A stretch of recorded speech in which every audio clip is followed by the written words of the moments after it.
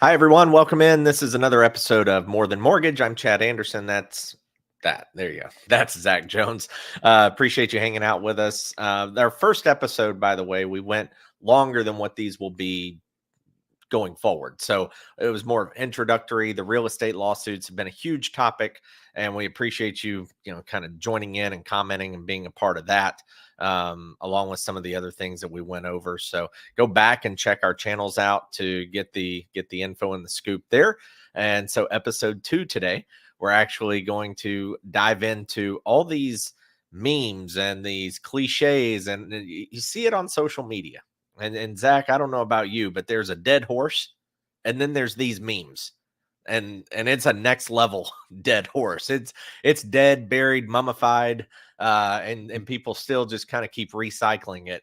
So that's the topic today, because again, one of our things is that you have these things on the socials, on the internet, and people don't always understand or get enough info. You can't in a 45-second reel or a 60-second story or whatever the case may be. So we're going to take a deeper dive into that today, and kind of go down the rabbit hole and explain what some of this actually means, some actual scenarios, do some number crunching, all that good stuff for you. So Zach, how you been? I'm good, man. I'm good. I'm excited about this topic. We talk about how these ideas do get kind of beat to death these days, because everybody has a platform and they're putting a message out. And hopefully we can explain a little bit more about why we believe that this is a better time to buy than maybe some point in the future, and go into the details about that. So yeah, excited about digging in a little bit. So let's just first start with what we're even talking about. So these memes pop up all the time, and there's different versions of them, but here's one.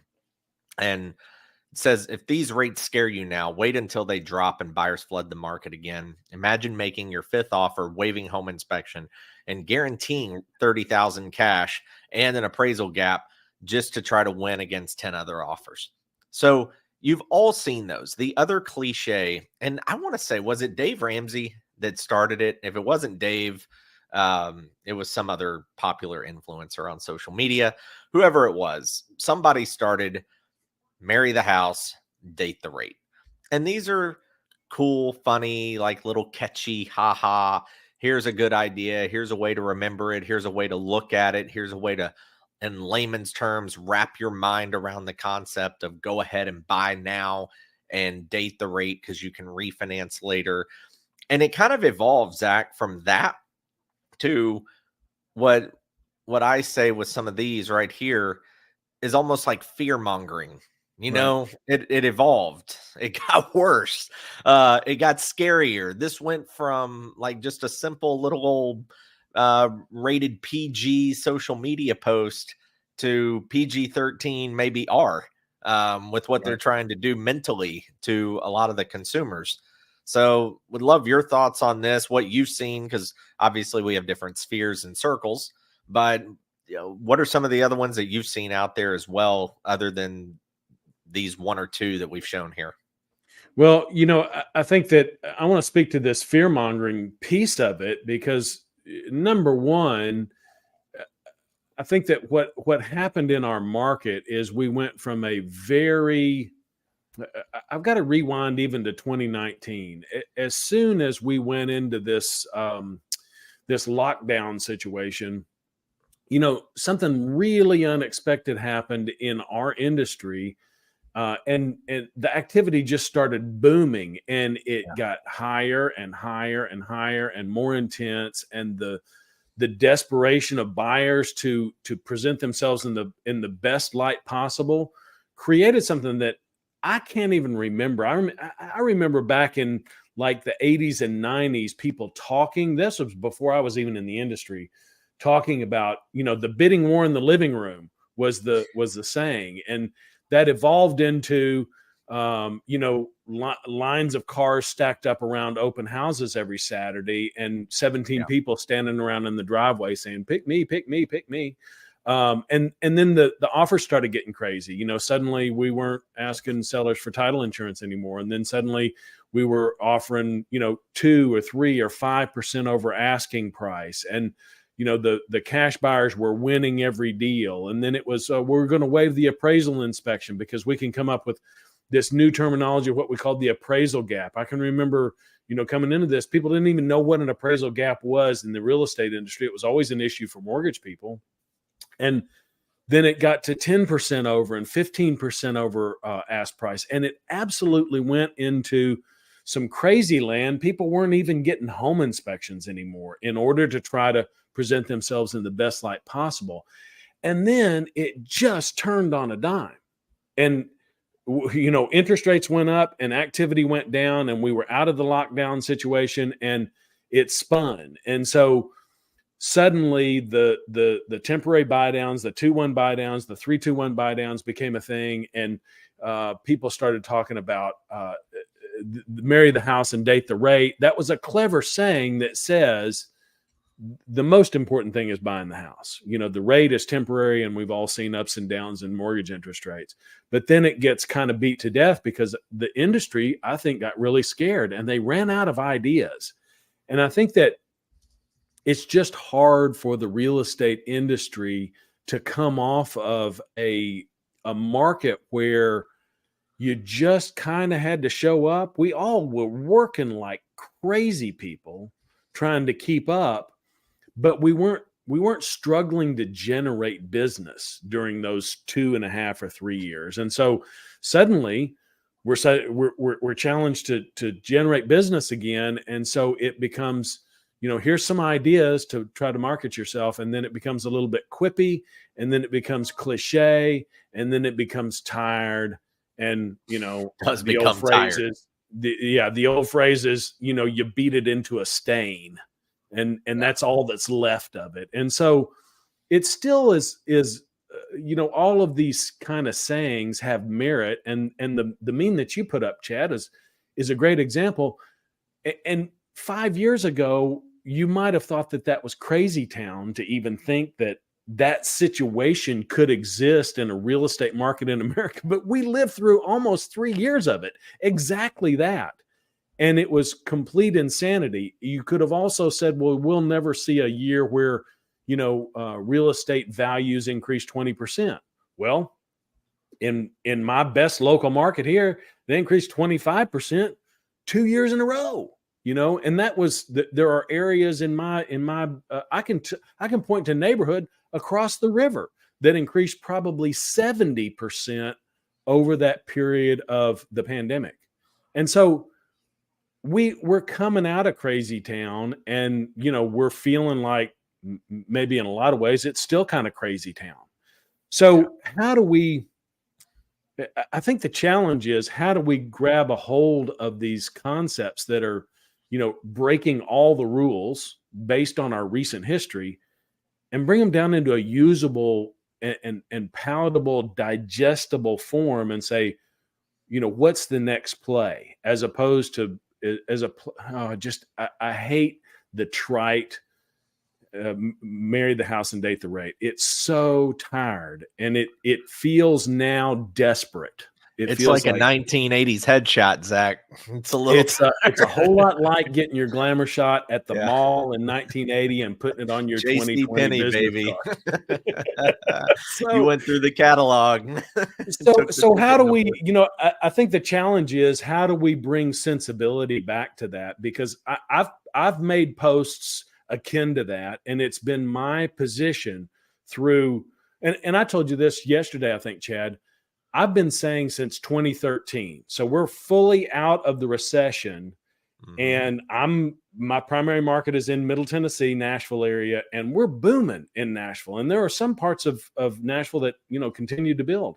So in 2013, I started saying to people, hey, listen, if you're thinking about buying real estate, or at least buying up in real estate, being a first-time buyer and buying your first house, or buying a move-up house anytime in the next 5 years, you ought to think about doing it in the next 5 weeks. And that was kind of one of my pitches to help shock people into this recognition that, home prices and values were going to continue to go up, and they might go up in a way that prices people out of the market. And not because I'm a genius, but because I just drive down the street and I see the number of cranes and I watch the farms disappearing and being replaced by neighborhoods. I've been right about that for the last 10 years. I mean, it's a decade of growth in our particular area. So I think one of the things that we want to talk about today is what are the things that are indicators that that is going to continue to happen, and then how do we address that? That's the biggest problem ahead of us, I think, is affordability. Well, and there's two big things that I want to hit on as well with this, and then we're going to get into like specific scenarios, and I'm kind of prepping those. And these are hypotheticals, so don't hold us to these or think that this is cemented in or an offer to lend or any crap like that. Don't be trying to pull something. This is just literally some example-ish math is what we're trying to get the point across and explain and take the deeper dive on some of these topics. One thing you have to understand too. And I hate to say this, but unfortunately it is true. There are people out there who don't have your best interest at heart. Yep. And they put these memes up there to try to simply generate sales. And that's unfortunate. It really is. But it's also true. I'm not saying that's the majority. I'm not saying that that's everybody. It's probably a smaller-ish percentage. But you do have to be careful about things like that, because there are people who have significantly less business today than they had 2 years ago, and they're in a desperate need for a sale. So sometimes people don't. My approach has always been with anyone I work with, step back, I present options A, B, C, however many there are, and then I say, you're an adult, you make the decision. If you want my input on which one you would take, I'll give it to you. But the disclaimer is always, you're not holding me to this. You're the adult. You make the final decision. I've just given you a couple of different ways to look at it. And I've also told people, you shouldn't do anything right now. You should wait 6 months. Yeah. You should wait a year. If that's truly what's in the best interest or what I think is going to happen, then that's what I do. But there are also people who are just simply trying to get sales, are they not? They need to make their own mortgage payment. So, Yeah, the drivers, and you could, if you could sneak into some of the real estate and mortgage Facebook groups, you will see that there are a lot of people out there that are really struggling to make a living. And how do I generate a sale before the end of the year, because I'm behind, and something that didn't even exist. I was talking with Chad about this the other day. The payday lenders of the real estate industry, they're actually lenders who will lend money based on houses that are under contract that are closing next month or the month after, or something like that. I didn't even know it existed. It's probably they're probably pretty profitable these days, because people are struggling, and they're trying to make money. And I don't fault people trying to make money. The car people are trying to sell cars, and the window people are trying to sell windows. And did you see all the Black Friday scams coming through with taking things out of clearance and putting them back on regular price? How is it magically that one day all of a sudden everything's on sale? A week before it wasn't on sale, but today it's magically discounted. Like, come on. And it won't be on sale tomorrow. Yeah, crazy, right? Yeah, it's our last one in stock. You better get down here. Right. Stock running low. Black Friday, which was just last week, of course. Black Friday is not what it used to be. Remember the stories you would hear about people waiting in line outside of Best Buy overnight just to get one TV or whatever the case was? The videos of the mobs the videos of the mobs at Walmart. Yeah, exactly. It's crazy. But that's just more of a quick warning. Like, yep. You do have to be aware of some of those things, and don't get talked into things. But it's such a hard balance, guys, because as much as we don't want you to get talked into something, we also, if it makes sense, but maybe you didn't think it did at first, don't think of that as you got talked into it. Like, maybe it does make sense. Okay. So you just have to kind of know who you're talking to, what the reasoning is, what the logic is, and so forth on a lot of this stuff. The other is the reason that the reason that this has been such a big meme And this is what's so funny about this and society and human brains, and almost kind of like talking out of three different sides of your mouth, is that people on one hand will talk doom and gloom and how the housing market's crashing and recession this and oh it's going to be awful and blah blah blah. Then on the other hand, they're talking about buy a house now, you can refinance later because house prices are going to go through the roof again.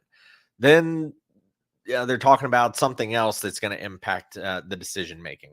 But we all truly believe, and this is stuff we get from MBS Highway and Barry Habib, and we read articles and we look at data, and especially in Nashville where we are, and every market's different, but inventory is still low nationally compared to historic averages, extremely low. So the reason, and I think this is important for people to understand why, the reason we're saying we understand rates may be high at the moment, but this is the logic on buying, is when rates do go down, how many people re-enter the market as purchasers? Because people right now are hesitant to sell a home where they have a 3% rate in order to go buy a new home, but it's a 7% rate. But they may trade that 3% rate in for a 5% rate or a 4.5% rate or a 5.5% rate or whatever it is. And the reason I believe this to be true and that they will trade up in rate for a different house that they want is a couple of things. One, they probably have more equity in their house than they've ever had in their entire lives in a single asset. That's one. So they have untapped money that is literally life-changing for so many people. That's one. Number two, the reason I know they're willing to do it is because everyone has a breaking point, and 1/3 of all mortgage transactions right now are cash out refis. Which is crazy at these rates. Right. So if you have 3 and you're trading it for 7 to get the equity because you're too far in debt, and I'm not knocking anyone. I had a ton of credit card debt just a few months ago as well. But when you have to trade in 3 for 7, you're doing it because you're going, man, I'm just bleeding over here. And as much as I loved my 3, it served its purpose. It was a great run, but I need to control some stuff over here. It's all about either needs or wants, and sometimes it's both, because if you want a new house, or maybe your family grew, maybe your parents are moving in with you now, maybe you do need a new house, and it's not just a want. You got to trade the 3 for the 5 or the 6 or the whatever it is. But that's another thing that I wish people had a better opportunity to understand, is the why behind a lot of this. And it's because the lower rates go, the more willing people are going to be to trade in the low rate that they got a few years ago. Right. And there's an important nuance to that dynamic, Chad, that I haven't really heard anybody talk about. But when you talk about inventory, and I looked at some numbers this morning, when you look at inventory, we are producing about 1.4 million new units this year in new construction. Yep. And that's going to be skewed a little bit because we're going to, as an average, on average in America, we lose about 100,000 houses from the market due to exhaustion. They're just no longer habitable. 100,000 houses a year. So if we lose 100,000 and we make 1.4, then we're really making about 1.3. So the new household formation number, we're making households that are viable home buying households at the rate of 2 million a year. So that there's a big gap there. There's about a 700,000 home gap. And when you think about the last, probably we're coming up on 18 months here with these rates higher, it's a lot of these people have been sitting on the sidelines. So we've not been building enough houses. We've got more people coming on, but we've got some pent up demand moving back. So there's creating kind of a bulge in that demand that is going to be cut loose. It's like a dam that is overloaded. It's eventually going to cut loose based on rates, is my belief. And the other thing that you're talking about, Chad, that is interesting to me, because I've heard people promote that when rates come down, then the folks who have the 3 and 4 and 5% rates are going to re-enter the market and they're going to buy again. So that's going to relieve the inventory problem. In my mind, and maybe I'm not thinking about this correctly, but it seems like a zero-sum game. It seems like a neutral. If I'm coming to the market because finally rates are where I can buy, I'm also I'm absorbing a house and I'm bringing a house to market. So that's a zero. I don't even fit into the demand numbers technically. And I don't really contribute anything to the inventory numbers because I'm taking one unit when I bring one unit. So I'm a neutral participant. Does that make sense? It does. And we're going to show an example here in just 1 second, because I think when people see the math, you look at it and you go, well, I don't want the higher rate because I don't want that high of a payment. And people have also been shopping in certain price points based on certain rates. And then as rates increased, a lot of times people weren't willing to lower their price point to get to the payment they want to.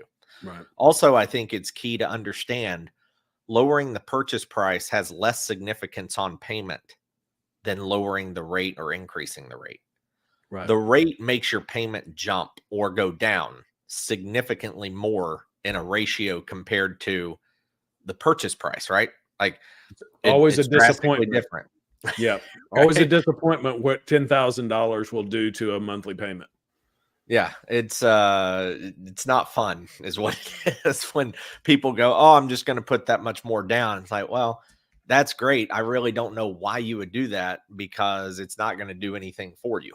And wait, let me back up. It does do something for you, but I always ask anytime I do a very common, this was more when rates were lower, but rule of thumb was like, hey, every 10 grand is only about $50-ish a month, like and on principal and interest.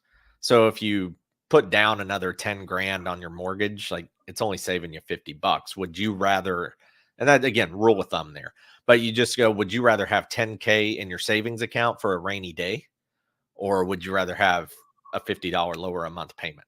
It's like a 50 or put bucks. a new fence in the backyard for the dog, or Right. get a new kitchen countertops or whatever it is. Yeah, 100%. And 99% of the time, the answer is, oh, that's all. Right. That's all that it does. And when they hear that and figure it out, they're like, well, that's kind of dumb, isn't it? Like, I mean, it's not dumb because it's still money, but just the expectation shifts because people all of a sudden realize, oh, this isn't really helping me as much as I thought. I thought I was going to save like 500 a month. But when you think about it, it's like, well, 10 grand over 30 years, how much did you really expect it to change, But the problem there is people think $10,000 is a lot of money, and it is. But when you're talking about a 30-year term, it's really not, because when you break that down, it's just not that big of a difference. Right. So, all right, I'm going to share my screen here. I only get a couple of scenarios, or wanted to get a couple of scenarios up. And again, this is just simple example-ish type, food for thought, get your brain moving, all those kinds of things. That's all it is. Let me see if I can grab this window here. Okay, so we'll pull this up. See if we can zoom in just a touch tighter. There we go. That works. So let's take a look at this fancy, handy dandy Excel sheet we've got going. So Zach, tell me if I've got any math wrong in here too, and I'll adjust it on the fly. But this is the whole point and reasoning and talking about these memes and what they mean and what they really are trying to get to the root of. And this is why we wanted to do this topic today, because we actually want to show you this in black and white rather than just kind of peddle fear by throwing out the, oh my God, revelations happening and you're worried about it, but don't really know what you're worried about. So let's take a look at today's example scenario. All right. So list price today, and we'll use $500,000 as a starting point. And let's say, it's still slightly a buyer's market right now. You're able to get a deal here or there. So maybe you're able to get this house for $495. So 5% down payment is $24,750. This rate was grabbed by looking up the website Mortgage News Daily. That's what I use to just get a national average. Technically, it's 7.35 as of today on Mortgage News Daily. We use 7.3. So that's just national average for a conventional loan. This is what the payment turns out to be, $32.24 a month. That is principal and interest only. Okay, I don't want to be accused of being Zillow here. This doesn't include property taxes. It doesn't include homeowners insurance. Doesn't include PMI because you only put 5% down. But it's $32.24 per month. So we'll use PNI only at this point. Now, the future scenario, and here's where the fear sets in because everybody's talking about take a look at what could happen to you. So now the list price goes up to $525. That's not unreasonable. 5% appreciation. That's very reasonable. Okay. You say, man, that house isn't going up 25 grand. Folks, houses went up double in Nashville in a 18-month window. Okay. So, and this is a realistic annualized return on real estate nationally for 2023. We're running at about a 5% market. So this is not pie in the sky. Values aren't going down. Basically, you could say, hey, Chad, you're overestimating. It should be 3% appreciation, which would make this 515. You could also say I'm underestimating the appreciation and the list price would be more around 550. So don't forget that. Like, just as much as you want to argue it would be lower, it could easily be higher depending on how sharply rates drop. So 525. Now you get the multiple offers because rates have dipped back down. Rates have come down and you got multiple offer scenario. So in order for you to win, okay, you have to come in with conventional financing. And by the way, down the road on this channel, we're going to talk about FHA and VA loans and why people are so scared of them and they really shouldn't be. But we're going to talk about that in the future. So conventional loan here, well, you got to put 5% down. Okay. You got to put 5% down and it's going to go off of the appraised value, which is the lower of the purchase price or the appraised value. And so if the list price is here, you're overbidding. Let's just assume that the appraisal comes in for what it was listed for. Okay. Let's say the appraisal hits 525. The appraisal doesn't hit 540. So now you've got to come in with 5% down and make up the appraisal gap. You got to come in with 41,250. You just got to come in with an extra 15. You got to overbid here and come in with extra 15. The loan amount then would end up being 498,750. So you're going to end up in a spot where your rate, okay, it dropped. It's 5.5 now. Things are better. Everybody's excited. We got money back in our pockets. Things are going the right direction. And looky here, you've now saved almost $400 a month on your mortgage by waiting. But what did you do? You paid $41,250 out of pocket compared to $24,750. So you've now paid $16,500 more out of pocket up front in order to get the exact same house. So had you bought here, then you go, oh, here's what date the rate means.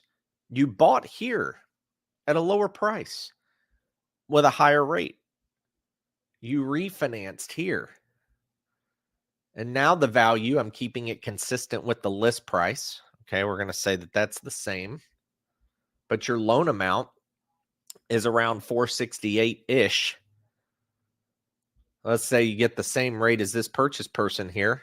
Use the same rate for example purposes. And now look at your payment. So in this scenario, somebody says, yeah, but it costs money to refi too. Yes, there are closing costs to refi, but you could even roll those in if you don't want to pay them out of pocket. And no, it's not as expensive as paying $25,000 more for the house. It's that. And also refinance transactions a lot of times are cheaper than a purchase transaction on your refi because you don't always have to have another appraisal. That's one reason. A lot of times the lender will just hook you up with a little bit of a credit because you're a repeat customer. That's two. The title company will give you a discount because you already own the house. So if you go back to the same title company, they'll rewrite the insurance as a reissue policy and make it cheaper. There are different ways. You're also going to get an escrow refund because you already have escrow set up, most likely. So that means that washes versus setting it up for the first time, which costs more money. So there are different ways and reasons as to why a refi is significantly cheaper than a purchase. So again, even if you rolled in a few thousand, that's not going to impact the payment more than 30, 40 bucks a month. You're still going to come in way under this number here. So if you start here and then you end up here, where you end up still comes out to be a lot better than waiting. So did I miss anything here, Zach? Because we kind of... Well, this is a simplified version of what's called a cost of waiting analysis, and there are a few little nuances here. In the future refinance scenario, your PMI will likely go down as well because you've got a better equity position, and it may go away altogether depending on the appreciation of the property. Yep. That's one thing, and then you've also, if you buying now versus buying next year, there's an amortization loss, which is the amount of gain that you've made by paying the loan down. So you've got to figure out in the amortization loss. And if you're a first-time home buyer, especially, you have to calculate into the cost of rent for a year at whatever rent you're paying, $1,200 to $2,000 a month in our area. It's a pretty substantial cost for waiting until rates are down and you're going to save some money. It just doesn't wash out when you really put the practical math to it. And so that's what we're trying to illustrate. Yeah. So I hope this makes sense to everyone. If not, feel free to reach out to Zach or myself, and on the side, we can help. Drop it in the comments if you've got something, if you want to see a different scenario, whatever the case may be.